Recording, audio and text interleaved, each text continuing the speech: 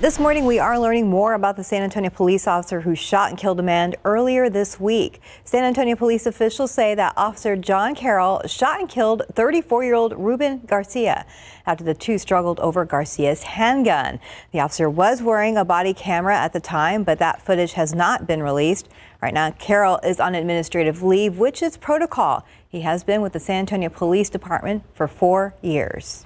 Soon, one of the largest school districts in our area could finally get a new school board member. Trustees from Northeast ISD could vote on an interim member later this morning.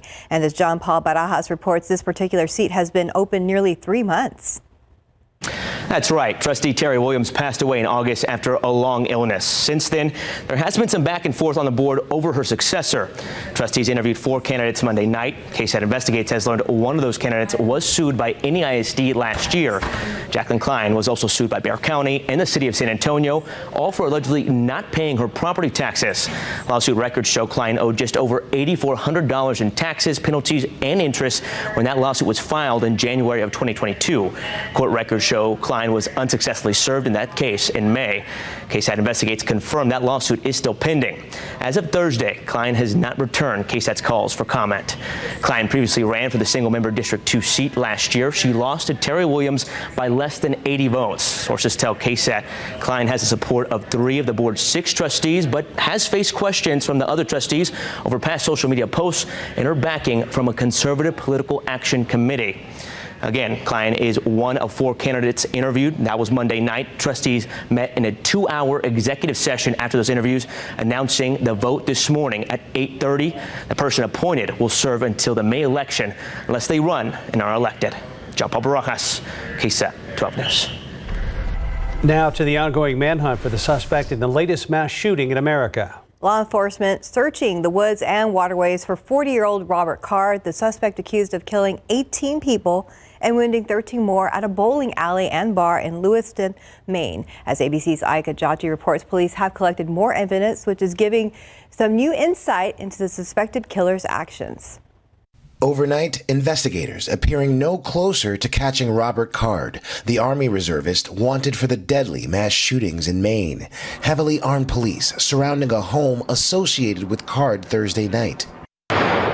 Loud bangs ringing out through the neighborhood as police shouted for Card to surrender. ABC's Aaron Katursky was there. And a number of tactical vehicles and troops come in, drones, helicopters, and our reporters there heard calling out commands to say, come out, calling the suspect by his name. And the suspicion was that they may have had him surrounded. But nearly 2 hours later, most of the SWAT teams leaving the property. Police say Card opened fire at a bowling alley and nearby restaurant in the small city of Lewiston Wednesday night, killing 18 people and injuring 13. ABC News learning Card's sister told investigators she thought her brother may have been going after an ex-girlfriend at the bowling alley.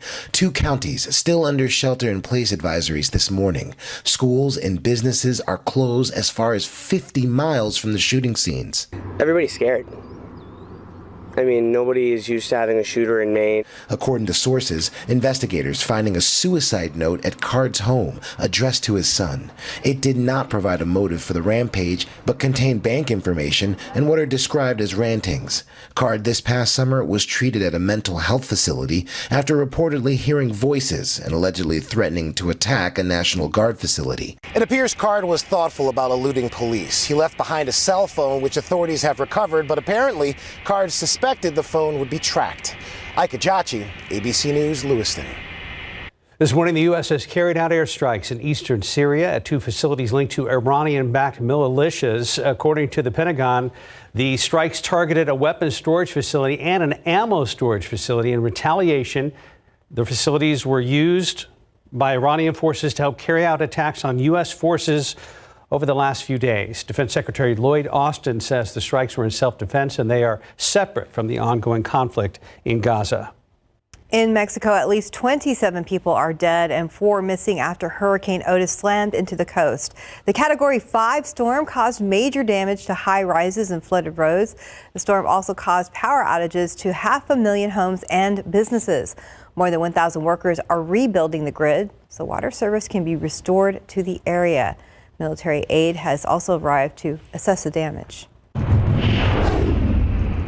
Globe Life Field in Arlington, all dressed up and getting ready to host the 2023 World Series tonight, featuring the Texas Rangers and the Arizona Diamondbacks, two teams not very many had going this far. However, for former MacArthur High School alum and former Texas Tech baseball player Josh Young, this is a dream come true. I mean, yeah, growing up in Texas, this is pretty cool, pretty special. That ALCS was pretty cool too. I mean, it's always been a dream of mine to play in the World Series, potentially win a World Series. To be doing it my rookie year, to have a chance to do it is pretty crazy. The dynamic of the team from last year to this year, just crazy. Don't really know how to put it all into words. Still kind of surreal.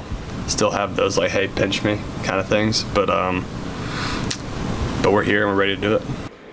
Game 1 is tonight at 7:03 in Arlington. Game 2 is tomorrow night at the same time.